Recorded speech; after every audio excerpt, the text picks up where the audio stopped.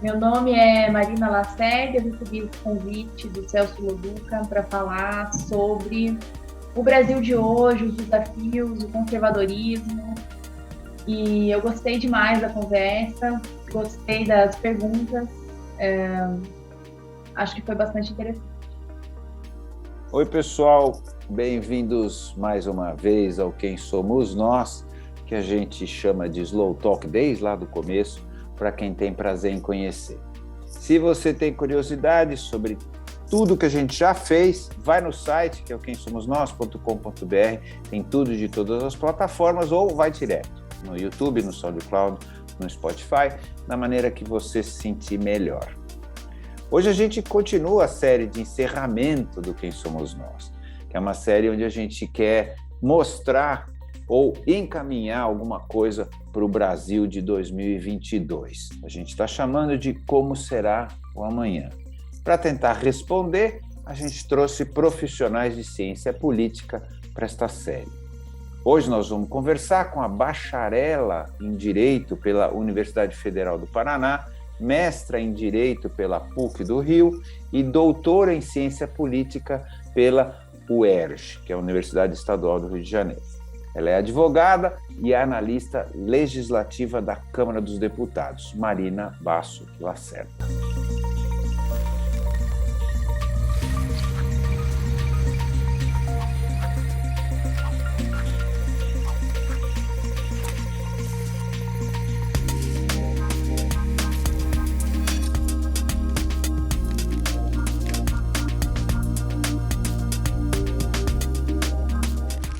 Quem é você?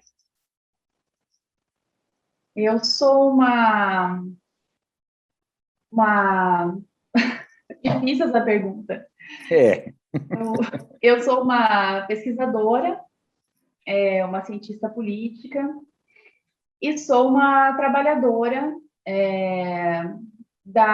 hoje do Poder Legislativo, mas que sempre atuou na área de direitos humanos, sempre atuou ao lado dos movimentos sociais.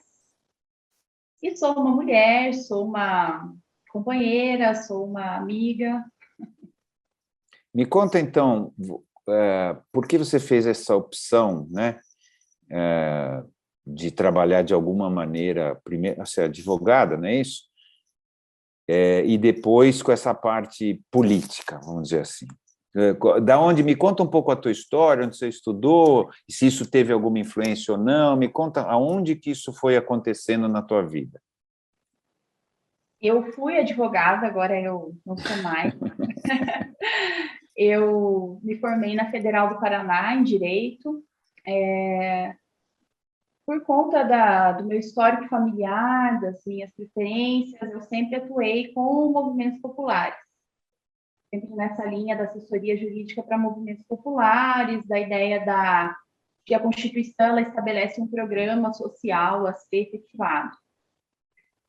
Fiz mestrado em Direito, mas depois vim para Brasília e acabei preferindo seguir a carreira no Poder Legislativo. A Câmara dos Deputados, onde eu trabalho, é um lugar apaixonante. Assim, a primeira vez que eu entrei na Câmara, eu lembro perfeitamente, porque é um lugar muito plural, é um lugar em que todos se encontram, é um lugar que procura fazer algumas sínteses, né, do Brasil.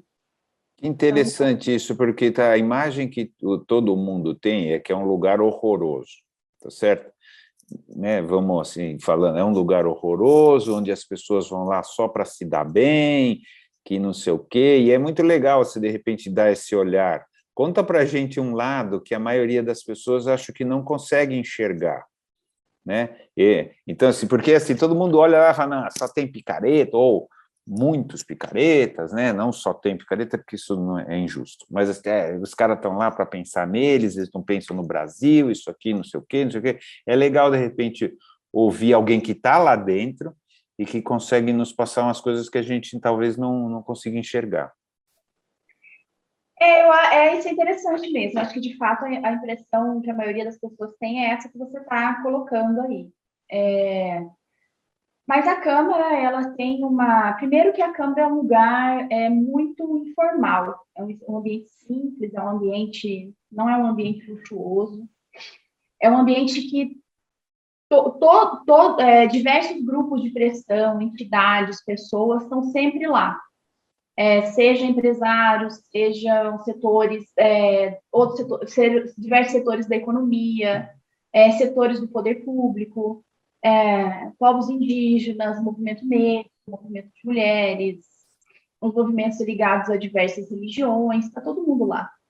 Então, é um espaço extremamente plural, e as pessoas que estão ali na Câmara, sejam os trabalhadores, sejam os parlamentares, são pessoas que estão o tempo todo dialogando com essa diversidade. Então, a Câmara é um lugar muito bom de trabalhar. Em geral, as pessoas que trabalham lá, não sei se a maioria, mas muitas pessoas compartilham essa impressão, que a Câmara é um lugar do povo, é um lugar em que, tanto que são 24, 25 comissões permanentes, mais as comissões especiais, exatamente porque tem uma pluralidade imensa de setores e de grupos que estão ali sempre expressando sua opinião, seus pontos de vista, procurando construir políticas, programas, leis. Mas, é claro, a Câmara é um espaço de poder, né? Um espaço de decisões. Então, como todo espaço de poder, também vão acontecer ali todos os processos quase inerentes ao poder, né? Que daí é um pouco mais esse lado que você está falando. Não, fala mais agora, fala mais desse contraponto também, porque é isso que aparece, na verdade, né? É isso que aparece para a maioria das pessoas, e muito bonito você falar isso, né, do outro lado, quer dizer, a diversidade do país, de alguma maneira, está representada lá. O que passa para as pessoas não, o que está representado lá é só o poder, né? É só quem tem influência no poder. E hoje se fala do poder financeiro, ou outros, né? Mas, assim, não era isso que era a conversa, mas eu achei legal a gente ir por aí. Porque, de verdade, assim, a gente abre o jornal todo dia, ou abre o celular todo dia, tanto faz, eu ainda abro em papel, mas a maioria não, e tá lá, não sei quem fez isso, o acordo disso, e o centrão com não sei o quê, e papapá, e passou, e não é... E as emendas secretas lá, aquele dinheiro secreto, a emenda do relator, a gente só ouve esse tipo, as sacanagens, né? Vamos chamar assim. Eu estou chamando assim, tá? Está sempre tendo alguma coisa contra o interesse do povo. É o que parece, tá? Não estou afirmando que é assim, estou dizendo o que transparece. E é bacana você olhar que tem um outro lado que funciona de outro jeito. Mas por que a gente só... fala, por que a gente só tem acesso a esse lado mais complicado, vai? Tem uma coisa, isso não é uma opinião minha, né? Tem muitos cientistas políticos de outras áreas que apontam isso, que existe, isso não é só no Brasil, uma tendência de você expor a política de uma maneira muito negativa o tempo todo, de você enfatizar apenas os lados negativos da política. Isso tem como uma consequência você deslegitimar os representantes eleitos, deslegitimar, de certa maneira, o poder popular, os representantes que são eleitos pelo voto popular, e deslegitimando a política, você tende a ter uma ideia de que alguns outros atores eles são mais legítimos para tomar as decisões. Mais limpos, menos corruptos, etc. A Lava Jato criou um pouco não, a Lava Jato botou fogo nesse raciocínio, né? Político é ladrão e outras categorias não são, né? Eu acho que a Lava Jato ela é o resultado de um longo processo. E é um processo que, embora quando a Lava Jato surgiu e no seu desenvolvimento ela tenha sido muito criticada pelos setores progressistas da sociedade brasileira, esse processo ele começou com os setores progressistas. Eu fui formada nesse ambiente ainda, de você ver o judiciário como um salvador, o judiciário e o Ministério Público, o sistema de justiça. Isso vem da Constituinte, isso vem do processo de redemocratização, e qual é a ideia embutida nisso? de que os legisladores eles não atendem o interesse popular, de que o poder legislativo é um poder impermeável, de que as melhorias não vão acontecer pelo poder legislativo, então que o Ministério Público e o Judiciário eles têm que ter autonomia para tomar as decisões e conduzir o país de uma maneira melhor. Como eles não seriam eleitos, eles não teriam esses compromissos, então eles teriam interesses mais puros, mais comprometidos. Seria um pouco essa ideia. Isso é uma visão, claro, que quando você olha retrospectivamente, é claro que você vê a ingenuidade desse raciocínio. Claro. Não existe nenhum ator que seja puro, não existe nenhum sujeito que não tenha interesses, e eu não falo nem interesses escusos, que não tenha uma linha política, que não tenha objetivos que queira alcançar, enfim. E a Lava Jato, ela de certa maneira, e antes, a concentração de decisões no Supremo, é um processo longo, assim, que culmina na Lava Jato, que reflete essa ideia, né, de que haveria atores iluminados. Muitas pessoas ainda no decorrer da Lava Jato acreditavam nisso, eu acho que depois da Vaza Jato isso caiu bastante, né, tanto que depois as decisões da Lava Jato, elas acabaram sendo anuladas. O poder legislativo, eu acho que essa minha escolha pessoal, ela tem a ver com essa trajetória também, né? Quando eu estudava em Curitiba, fiz direito lá na Federal do Paraná, eu tinha muito essa ideia, mas desde que eu saí de lá, fui fazer mestrado e tal, eu comecei a falar, não, acho que o poder judiciário não é tão importante assim. E aí que, por acaso, um dia vim na Câmara, numa audiência pública, e achei fantástico e percebi que não, esse é um espaço de poder, mas ele não é um espaço impermeável aos mais diversos grupos da sociedade. Então, a Câmara é um lugar, é uma ressonância, e é até interessante que quando você vai nos prédios assim, do Poder Judiciário, eles são prédios muito chiques, né? Muito... A Câmara não, a Câmara é um espaço, como eu já falei aqui, é um espaço informal, é um espaço simples, é um espaço que acolhe, né? Isso é interessante, é uma das faces, né, do Poder Legislativo. Bom, vamos lá. É muito bom esse raciocínio mesmo, a ideia de que seja qual for o poder moderador, que alguns quiseram recuperar agora, tá certo? Fingindo, né, num poder assim, que alguém é limpo, alguém é ótimo e o resto é tudo sujo e tal. Normalmente, pode ser ingenuidade, mas normalmente também tem um interesse grande de concentração de poder na mão desse que se diz limpo, né? E a ideia de ter essa disputa de poder, dividir em 3 poderes lá de trás, né, que veio lá de trás, é exatamente não acreditando que existe alguma coisa que é limpa, né? Que seria esse equilíbrio entre os poderes e o atrito entre os poderes é que traria alguma coisa parecida com o que a sociedade precisa, né? Isso é uma coisa assim que é importante, que eu observo muito. Os deputados eles prestam contas a cada 4 anos, eles prestam contas o tempo inteiro.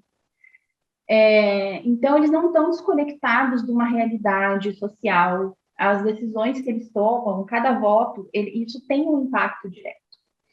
E esse é o controle social do Poder Legislativo, é o voto. O Judiciário e o Ministério Público, eles estão controlados por eles próprios, né? Os controles, eles são basicamente corporativos. Internos, né? E não aceitam controles externos, né? Pouco controle externo, né? Tá. Então, desse lugar privilegiado que você tem, tá certo? É verdade, onde você assiste tudo. Como você está enxergando o país no ano que vem? E as consequências do que pode acontecer no ano que vem? Bom, aí eu não falo desse lugar privilegiado de observadora, né? Eu acho que eu falo como qualquer brasileiro. Isso que você tinha adiantado um pouco antes. Eu acho que as eleições do ano que vem, elas são a decisão entre civilização ou barbárie, né? Não é a única questão em jogo. Eu acho que essa é a primeira questão, né? Civilização ou barbárie. Mas tem também, como em todas as eleições, o papel das políticas distributivas, né? E aí vai um pouco a tensão entre isso que seria a terceira via e o Lula, né? O Lula mais pelas políticas distributivas e a terceira via mais para o mercado. Mas eu acho que o que está em jogo na verdade, a civilização barbárie, isso já teve em questão nas eleições, né? E muito do que aconteceu nessa era Bolsonaro é irreversível. Muitas dessas mortes que a gente vivenciou, claro, que a gente viu, que a gente sofreu, eram mortes evitáveis, isso não vai voltar. O desmonte de diversas políticas públicas, o absoluto caos social, o empobrecimento, isso em grande medida é irreversível, mas, de novo, essa opção civilização ou barbárie vai estar aí nas eleições. Então, por que você acha que o povo brasileiro escolheu, então, em 2018, a barbárie? O povo e a elite? Não sei se a maior parte das pessoas votou, de fato, entendendo que estavam optando pela barbárie, né? Tem um livro, o livro do Jairo Nicolau, que é um dos maiores pesquisadores sobre eleições, ele explora bastante isso, que o Bolsonaro, quais foram os diferenciais das eleições? Uma questão brasileira particular, que foi a retirada da eleição do favorito de votos, que era o Lula. Outro fator que já tinha influenciado muito outros países, o ambiente de mídias digitais, que possibilitam uma fragmentação, uma segmentação da publicidade, da campanha eleitoral. Então, você não tem um espaço em que todos vão discutir nesse espaço. E as ideias, e as opiniões, e as propostas vão ser depuradas ali. Cada eleitor, ele tende a receber nas redes o que mais lhe agrada, de acordo com o seu perfil, acho que se chama perfil psicossométrico. Então, os eleitores, eles foram muito, né, a estratégia de pânico moral, a estratégia das fake news, isso influenciou muito, né? Então, às vezes a pessoa estava votando porque ela achava que o candidato do PT, o Haddad, ele era um depravado, que iria promover sexo nas escolas, e não porque ela, na verdade, queria positivamente o Bolsonaro. O outro fator é que o Bolsonaro, ele não participou dos debates, e como ele sofreu a facada, e isso é o que o Jair Nicolau mostra, ele foi preservado, como nenhum outro candidato foi preservado nenhum outro candidato com chances efetivas de ganhar a eleição. E as eleições, todas as eleições no Brasil, em qualquer lugar, elas são baseadas também em ataque nos adversários. Só que como ele estava fragilizado, internado, foi vítima de um atentado, não tinha como os candidatos serem incisivos contra ele, como, em geral, os candidatos são com qualquer candidato competitivo nas eleições. Então, ele foi muito preservado também. E esse conjunto de fatores fez com que boa parte do eleitorado tenha votado no Bolsonaro como uma esperança de algo novo, né? Alguém que se apresentou, não é alguém fora da política, mas alguém que se apresentou como fora da política, essa política que é tão maculada, e votaram nele dentro dessa esperança de que ele era alguém de fora que poderia fazer a diferença, né? Alguém sincero. Então, eu não sei se aquele conjunto de pessoas votou a favor da barbárie. Agora, uma parte, sim, né? Existe uma parte de eleitores que conhecem o Bolsonaro, que conhecem a sua trajetória e que acreditam nesses princípios, nesses ideais de extrema-direita. Isso existe, mas eu não acho que isso tenha sido a maioria dos seus eleitores. Mas se a gente olhar, tá bom, isso é antes da prática, não é isso? Agora, já está há alguns anos num governo como esse, ele tem perdido apoio, mas mesmo assim tem uma parte que as pesquisas, né? Eu vou usar as pesquisas, é importante do país, 1/5 do país, mais ou menos, né? Pelo menos se dispõe a votar nele, e dependendo da pesquisa, assim, de 10% a 11% vota de qualquer jeito, aconteça o que acontecer, e 1/5 se dispõem a votar. É muita gente, né? É muita gente. Mesmo já sabendo qual é a prática desse governo de destruição e etc. O que isso significa sobre nós? Né? Assim, o que isso quer dizer sobre esse país? Esse é um dos temas é o tema que eu tenho estudado, eu e um conjunto de pesquisadores, né? Muitas pessoas estão tentando entender. Nos ajude, por favor, nos ilumine. Eu tenho tanto assim ajudar, porque acho que em grande parte para mim isso é um mistério mesmo. Mas isso, quais são as causas que mais ou menos se coloca para essa extrema direita, né? Então, como eu falei já, o ambiente de mídias, né, que ele não só tem essa característica da fragmentação, como eu falei, mas o engajamento ele é tanto maior quanto mais sentimentos extremos um conteúdo provoca. Então, quanto mais ele provoca ojerizo, indignação, ou ele mexe com o teu ódio, com a tua frustração, mais mais as pessoas estão engajadas, etc. Isso no mundo inteiro, né? As pesquisas no mundo inteiro provam isso, né? Exato. Então, esse o ambiente de mídias, em grande medida, é um ambiente propício a esse tipo de sentimento, de posição política. As mídias, no WhatsApp, em outros fóruns, também os conteúdos eles não estão sujeitos nem a um controle social, nem a um controle jurídico. Você não sabe de onde aquilo partiu. É diferente do que você vai colocar na imprensa tradicional, que aquela empresa tem responsabilidade sobre aquilo. Então, você não vai colocar um conteúdo de ódio, aquilo pode gerar uma série de consequências jurídicas, tanto civil e penal. E isso é muito mais difícil de você controlar nessa pulverização de mensagem. Tem um outro argumento, que é esse argumento do ressentimento. Isso está em vários estudos brasileiros e estrangeiros, que é o ressentimento com o avanço do feminismo, é o ressentimento com o avanço do movimento negro, o ressentimento com o avanço do movimento LGBT. Isso faz com que as pessoas, particularmente os homens mais velhos, eles se endureçam numa posição muito conservadora, aborrecidos pela perda de protagonismo social, pela perda de poder dentro das famílias, nos espaços de trabalho, a perda do poder simbólico, né? Então, esse é um outro fator.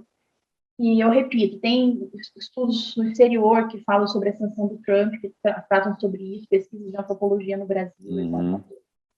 Mas não só homens, mulheres também apoiam o Bolsonaro. Muitas. Quando você olha as manifestações, tem muitas mulheres, a maioria loiras, não sei por que de verdade, quando você olha, tem muita mulher com pinto, cabelo de loiro, eu não quero dizer nada com isso, mas assim, deve ter um padrão, que eu não sei qual é, mas tem muitas mulheres que defendem.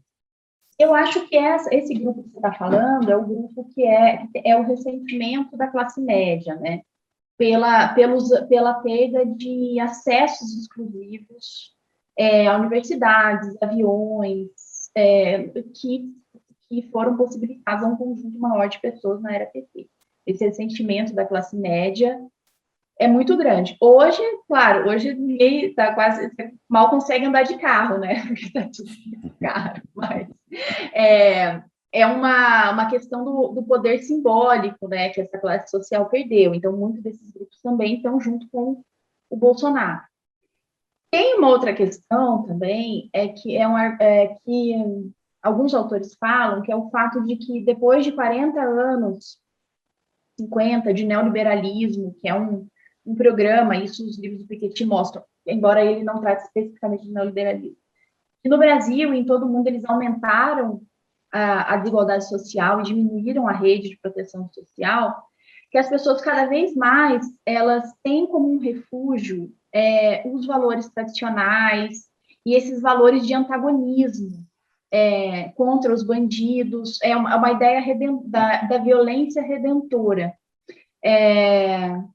Então, eu acho que isso explica também muito da adesão ao Bolsonaro. As propostas da esquerda para a desigualdade social, para a solução dos diversos problemas sociais, as propostas da esquerda elas são muito mediadas, inclusive para a violência. você tem que ter mais educação, mais emprego, mais justiça social, isso tudo é muito complexo. E essas respostas da extrema-direita, elas são respostas que têm um sentido imediato. Bandido se mata, vagabundo se extermina. Elas são uma resposta que tem um sentido compreensível e imediato. Então, eu acho que esse é um fator também que explica muitas das pessoas que apoiam o Bolsonaro. Então, eu vejo um pouco por aí, esse conjunto de fatores. Tem gente que eu não sei se é possível fazer esse paralelo, mas tem gente que faz o paralelo com a Alemanha pré-nazista, assim, ou, né, do desastre, da angústia das pessoas, do medo do futuro, e eles se agarram num redentor, né, alguém redentor que iria resolver os problemas e tal. Você acha que faz sentido isso, ou é um exagero? Porque está acontecendo no mundo inteiro essa tendência de utilizar esse medo das pessoas, o futuro, porque alguns medos são legítimos mesmo, né? O medo de perder o emprego porque o mundo está mudando rápido, não necessariamente quer dizer que você vai aderir à extrema-direita, mas tem alguns, a perda da rede de proteção social, o futuro parece muito amedrontador do que já foi, né? O futuro hoje parece amedrontador. Tem gente que faz esse paralelo ali do desastre, né, que aconteceu na Alemanha e tal, o problema, com o agora. Você acha que faz sentido ou não faz o menor sentido? Eu acho que, independente do paralelo com a Alemanha nazista, o medo, ele é um fator real nas pessoas. O medo do desemprego, o medo da violência urbana, isso é um problema real. E as pessoas pobres sofrem muito. O que é o medo de você, por exemplo, você acorda cedo para ir trabalhar, você vai pegar um ônibus, você vai andar ali 1 quilômetro no lugar ermo, e você pode sofrer violência sexual. O que custa, muito custoso, quanto mais pobre a pessoa, alguém que rouba o celular quando a pessoa está na parada de ônibus. Isso, um celular custa uma fortuna. Então, o medo, ele e eu acho que isso, e o medo ele tem a ver com isso que eu estava falando antes, que as respostas progressistas, elas são muito imediatas, e as respostas conservadoras, elas são imediatas. Mata, você tem que acreditar em determinados valores que isso vai se resolver. Sobre o fascismo, eu acho que essa é uma comparação cada vez mais evidente, assim, mas eu acho que ela tem coisas que são semelhantes. Aí eu falo tanto do fascismo italiano e o próprio fascismo alemão, que foi o nazismo. Tem algumas comparações que são... tem algumas semelhanças que são evidentes, que eu vou mencionar, mas tem algumas diferenças também. Eu acho que a principal diferença é que o fascismo europeu ele surge como uma resposta no contexto de países destruídos pela guerra que iam se afirmar como potência. Então, o fascismo europeu ele tem uma lógica de expansão, uma lógica nacionalista, uma lógica de proteção dos trabalhadores. Nada disso tem no Brasil. Primeiro que você não tinha um país destruído pela guerra, você tinha uma crise, mas não era uma destruição. Longe. O bolsonarismo ele não tem uma lógica de expansão. Isso é o contrário, esse é um dos pontos que me intriga completamente. O bolsonarismo tem uma lógica de colapso. Colapso o tempo inteiro. Isso não foi eu que pensei nisso. Tem um autor que introduz um livro do Adorno sobre fascismo, um autor brasileiro que faz essa comparação. Você não tem uma lógica de proteção dos trabalhadores, de nenhuma classe de trabalhadores, exceto talvez dos policiais e militares. E militares. Mas tem semelhanças, né? A mobilização de massas baseada no antagonismo dos inimigos, agora com as redes sociais, vários autores falam sobre isso. Outra das semelhanças... Bom, o Bolsonaro, ele teve... Claro, você teve pessoas que... Teve aquele ministro Alvim, que fez aquele texto... que fez aquele discurso nazista. E a forma, não só o discurso, como a forma também, né? A forma do vídeo dele era copiada. Exatamente. A música. O Bolsonaro, outro dia, recebeu uma líder que é legatária da tradição nazista, né? Então, mas fora essas questões mais conjunturais, você tem uma prática de antagonismo com os inimigos, uma prática, o fascismo, ele antagoniza com o legado do iluminismo, que é a democracia liberal. O Bolsonaro faz isso o tempo todo, nessa manifestação do 7 de setembro foi o ápice disso, então existem várias semelhanças. Mas eu acho que o contexto em que o contexto maior político dos países é quase incomparável.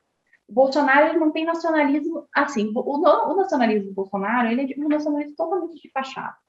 Então, não dá para considerar um nacionalismo efetivo. E o fascismo ele era um movimento efetivamente nacionalista.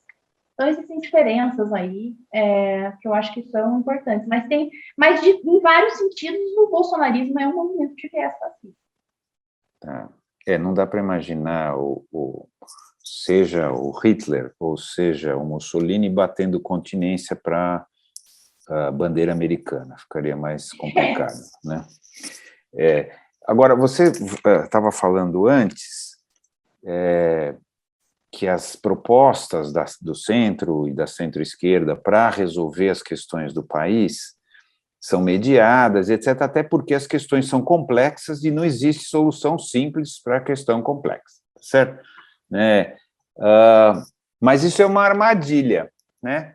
Porque se as soluções tiverem que ser comunicadas da mesma maneira que o outro lado, ou seja, olha, se tem bandido, faça isso, seja lá o que for a solução, né? Porque eles falam, tem que ter educação, tem que ter isso.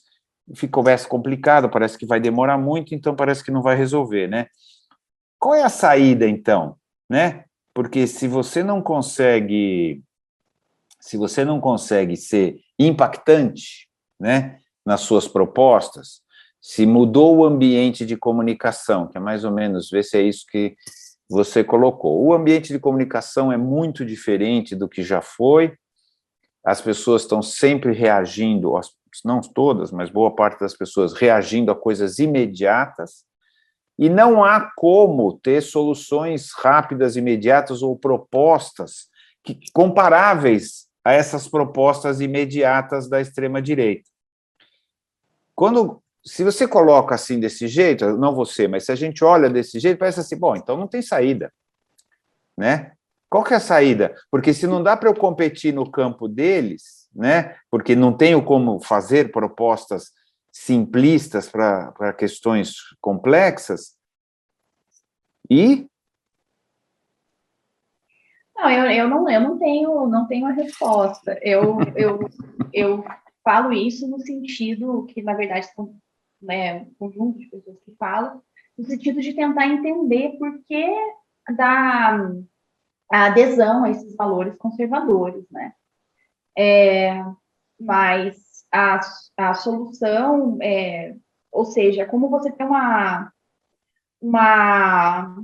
adesão, porque as respostas para isso elas são complexas também, né? Elas demandam do nível social das pessoas, demandam do acesso à informação.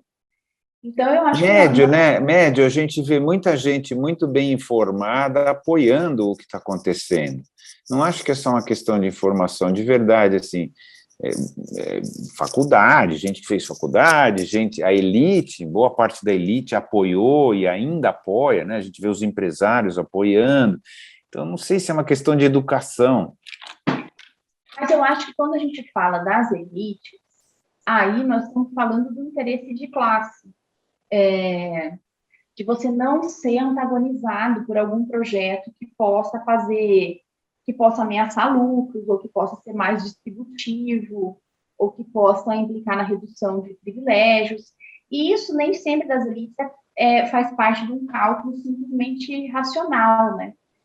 Eu faço parte de um grupo de pesquisa na USP que tenta estuda o comportamento do empresariado das elites.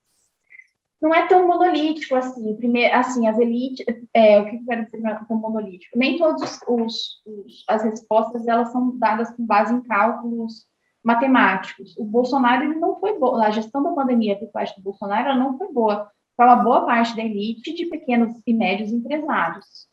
O próprio Paulo Guedes falou que não ia ajudar esses setores da economia. Mas aí você tem um conjunto simbólico de valores que é de alguém que está defendendo agressivamente o status quo.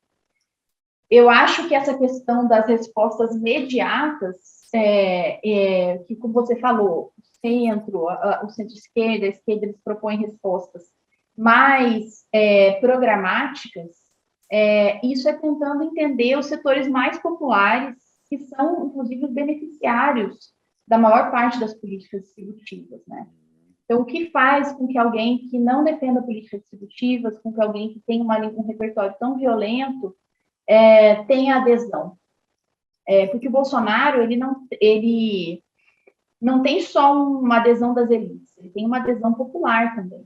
É isso que Mas aí é na guerra cultural, né? Aí ele entra nessa história mais cultural, religiosa, e etc. A adesão vai um pouco por aí, né?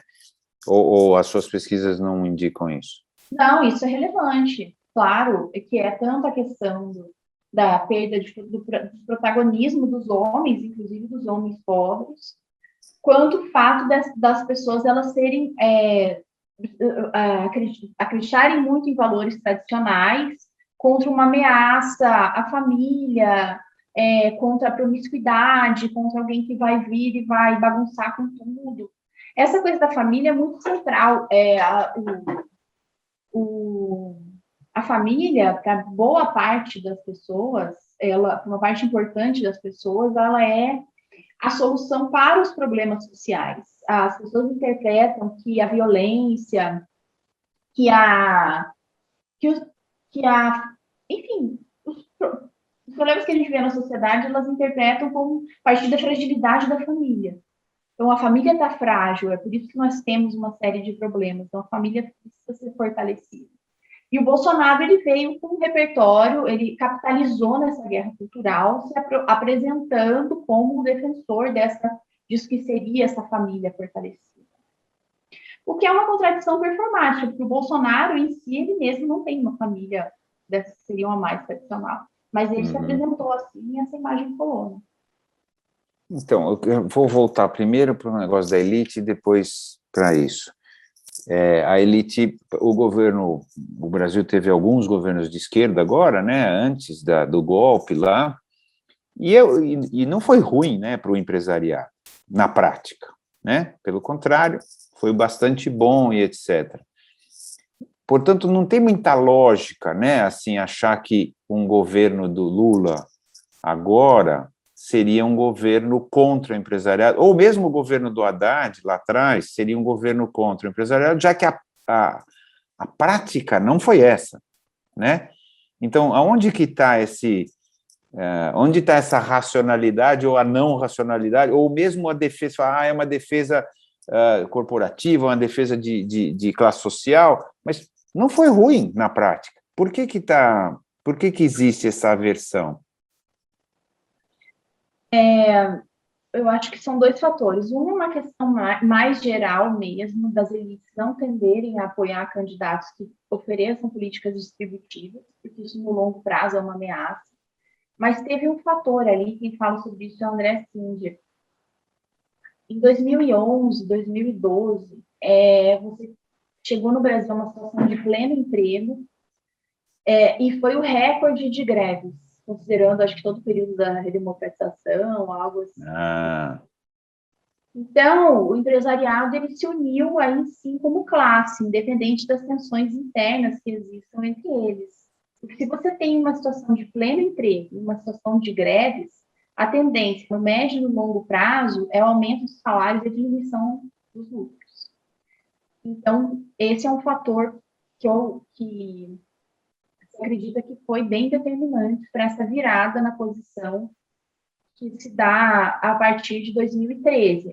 A queda do PT, ela começa em 2013. Com as manifestações todas e tal, né? Exato. As manifestações, elas são o início do processo, e depois começaram a acontecer várias manifestações conservadoras, 2014, Lava Jato, e aí, ladeira abaixo. Tá. Então, é interessante isso que você falou. Então, na verdade, assim, eles tiveram, quer dizer, eles, que eu digo, a elite brasileira, teve um momento luminoso, assim, de lucros e etc., naquele momento do Lula, mas anteviu que isso poderia ser ruim para o futuro, por isso que mudou e não quer a volta. Por isso que se esforça em não quer a volta de um governo de esquerda, porque implicaria em aumento de salário real, coisa que já deixou de acontecer, né? E coisas desse tipo. Você resumiu bem, é isso aí. Então é por isso que eles se atêm ao Bolsonaro, que eles têm a certeza de que o governo vai continuar deprimindo os salários, etc. Mas não é burro também, do ponto de vista até do Ford, lá atrás, quer dizer, se as pessoas não têm dinheiro, elas não compram, né? E se elas não compram, não gira, os produtos não vendem. Esse raciocínio não é um raciocínio muito, muito atrasado, assim, da elite brasileira, não? Particularmente, eu acho, essa ideia de que você precisa ter um país de miseráveis para estarem sempre pressionando os salários para baixo, porque se aquela pessoa ali, qualquer pessoa não está satisfeita, ela vai ser demitida, facilmente você vai encontrar qualquer outra pessoa ali. Uma fila de gente para receber menos. Mas, assim, as experiências, por exemplo, do bem-estar social na Europa, mostrando estabilidade social, porque também não sou eu, isso todo mundo sabe, o grau de diferença social que a gente tem no Brasil gera um monte de coisa, né? Gera todas as violências e gera todo tipo de violência e gera essa tensão que é ruim para o negócio, né? Então, vamos, assim, eu sou um grande capitalista e tal, eu quero estabilidade, né? Eu não quero tensão. Então, a própria não distribuição de dinheiro parece contra o raciocínio capitalista. Para mim é um pouco esquisito entender isso. Por que é que a gente não consegue ser capitalista primeiro, de verdade, né? Ou seja, ter as pessoas, salários e dinheiro, a coisa rodando. O Brasil ainda não chegou nesse ponto. Mas é que... Bom, eu não sou economista, então vou falar uma coisa que eu estou arriscando, mas eu vi uma apresentação esses dias da CEPAL falando sobre como está sendo a recuperação no Brasil pós-pandemia. E ele fala que é uma recuperação em K, né, que é assim. Então, tem um setor da economia que está se recuperando muito, mas tem outro setor que continua em queda, que são os mais pobres. Então, você tem uma relação que é a dinâmica da desigualdade, que é você acumular lucros à custa do empobrecimento e da perda de capacidade e oportunidades das pessoas mais pobres. E parece que, inclusive considerando o que você está falando, que a maior parte das elites, a gente não pode dizer que todo o setor empresarial e capitalista, claro. Mas que tem predominado esse grupo que prefere o K na economia, né? De um setor que cresce, de um setor que tem quedas, né? E não de algo que seja mais sustentável e equilibrado, né? Então, me lembra, se for falar a palavra sustentável, me lembra um pouco a posição das pessoas e dos países, de uma maneira geral, em relação a essa questão do clima, que também é completamente absurdo. Você fala assim, eu boto fogo na minha casa, né? Eu destruo a minha casa, que é a terra, eu inviabilizo que a minha família continue, mas tudo bem. Não sei se entende, parece um negócio... É a lógica do ganho imediato, né? Assim, se essa política, se esse programa ele está me gerando lucros agora, dane-se o futuro. É um pouco isso, né? Mas é burro, né? Assim, quer dizer, na minha humilde opinião, parece um pouco de burrice, porque você está também... você também tem uma família no futuro, né? Supondo que a pessoa é muito egoísta e só pense na família dela, mas a família dele vai ter futuro também, ou vai existir no futuro. Ou seja, você destruir o futuro, inclusive da sua família, porque se você aprofunda um país com injustiças sociais do jeito que a gente tem, ele é instável sempre, né? Que essa é a história do Brasil, né? Sempre retorna ao seu momento de instabilidade. A mesma coisa vai acontecer com o planeta, ou seja, é tão irracional esse processo que eu fico com dificuldade de compreender, a não ser pensando nesse um egoísmo extremo, qual é a lógica disso, né? Qual é a lógica de pagar mal, porque se as pessoas não podem comprar, né? Eu usei o Ford porque ele falava, eu quero que meus funcionários possam comprar o meu carro, né? Lá atrás, no século passado. Então, assim, qual é a lógica, sabe, de ir contra isso? Qual é a lógica? Eu não consigo ver, eu não consigo entender isso. Eu tenho muita dificuldade de entender, porque o discurso todo é lógico, né? Mas a ação não é. Eu acho, vou falar uma coisa assim sobre o Brasil, mas antes eu quero pontuar que essa dinâmica de acumulação e destruição ambiental irracional, como você está falando, isso não é particular ao Brasil, né? Não, claro.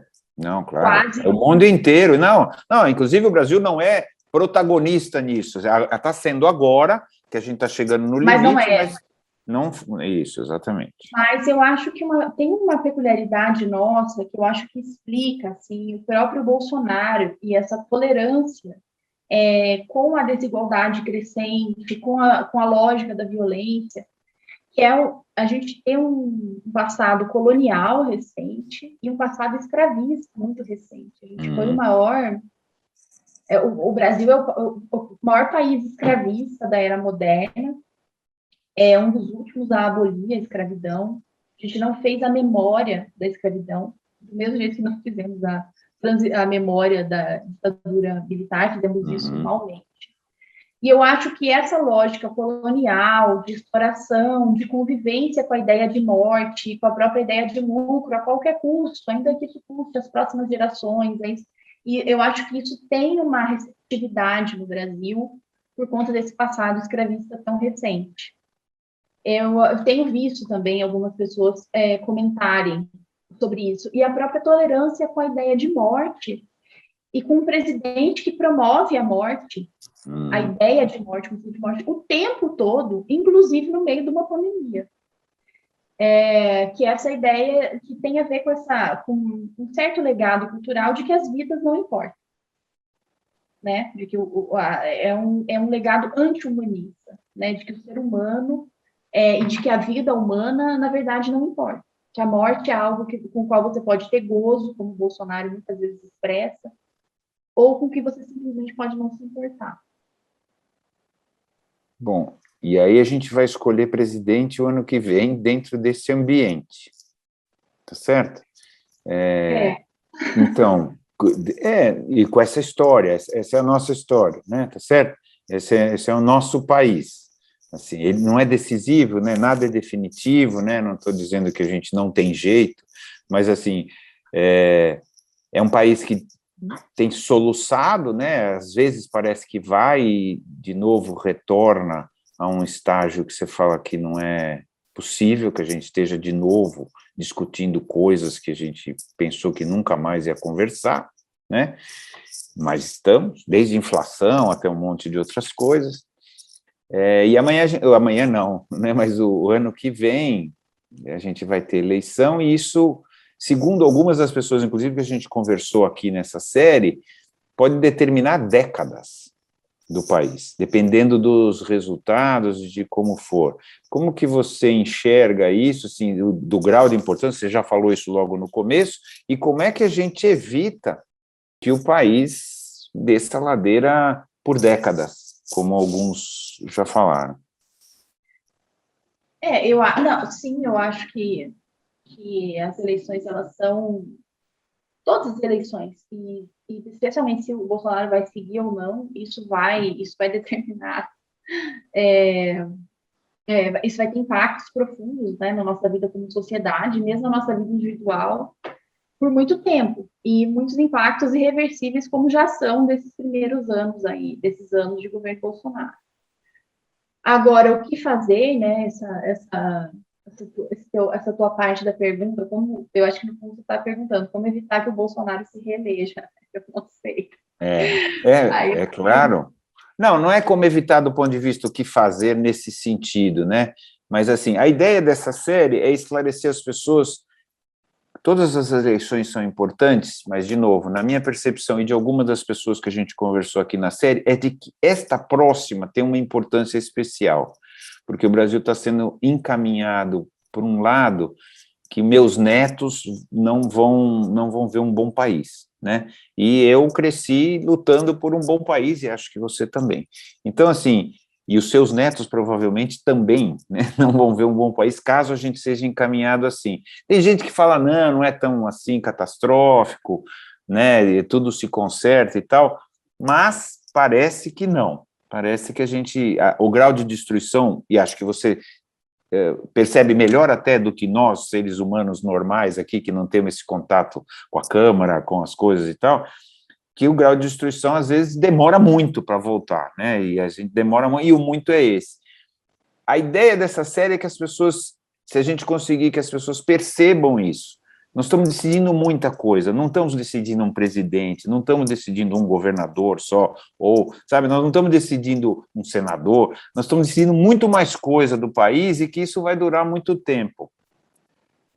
O que a gente pode falar para as pessoas? O que você acha disso, se você concorda? E segundo, assim, como que a gente faz para a gente despertar as pessoas de que é muito mais importante do que parece? Igual o clima, né? Eu estou fazendo esse paralelo porque é igual, é muito mais importante do que parece.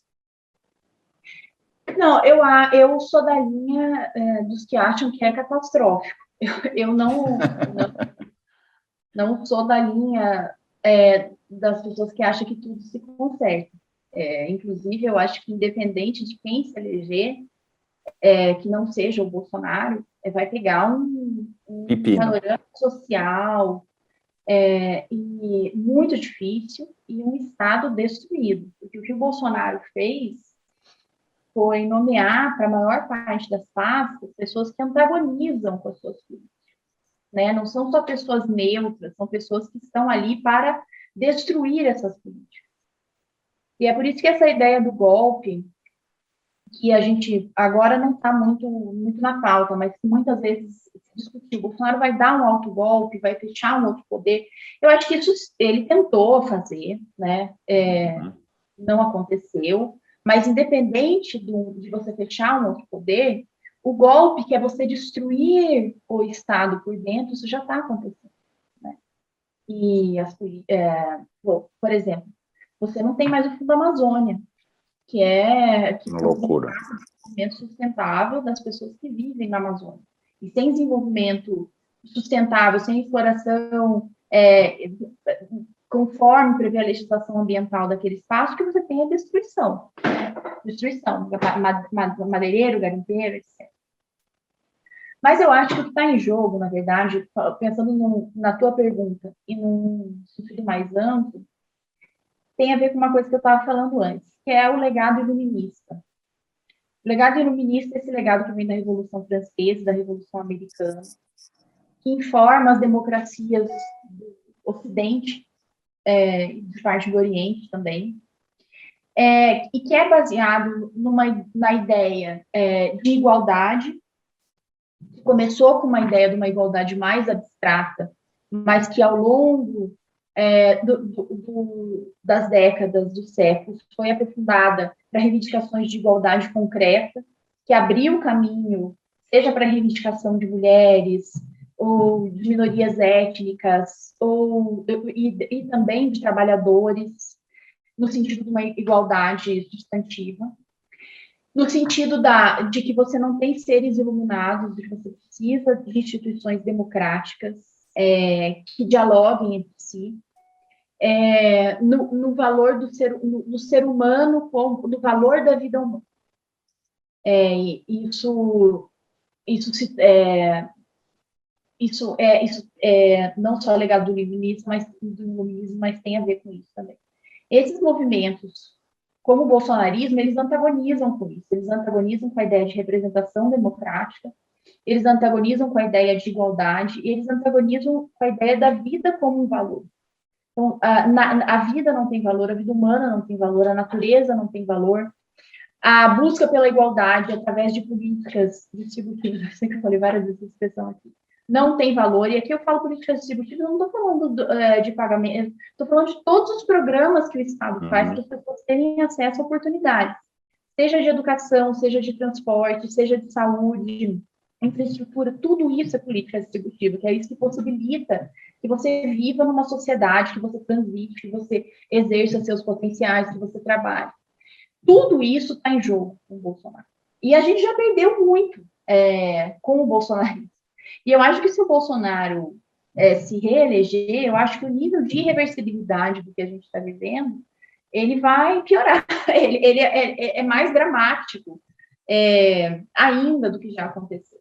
Eu sou das pessoas que acham que se o Bolsonaro se eleger, a catástrofe será ainda maior. Eu não vejo que depois a gente consegue. O Brasil é um país enorme, é um país complexo e, como se diz, né, tem um ditado popular que eu acho que se aplica muito à lógica da construção de programas e estratégias públicas, né?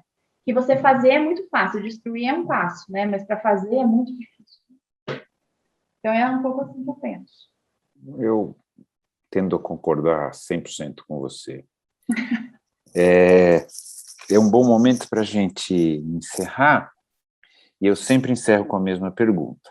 Quem somos nós? Nós como o Brasil, ou eu escolho? Nós, você escolhe. Eu acho que eu vou falar do nós como Brasil. O Brasil é uma sociedade, como qualquer sociedade, com antagonismos. Isso é inerente a qualquer grupo. Ainda mais um país imenso como o Brasil. Mas eu acho que existe um país que não é esse país do ódio, que não é esse país que não valoriza, como eu falei algumas vezes, a vida humana, que não valoriza a natureza, que não valoriza a cultura, que não se comove com a arte, com a educação. Existe um país vibrante, um país que tem uma expressão cultural fenomenal, um país de pessoas trabalhadoras, inteligentes, criativas. E é nesse país que eu aposto. É esse país que eu gosto e é esse país que eu espero que, de alguma maneira, prevaleça também nas eleições. Maravilha, muito bom.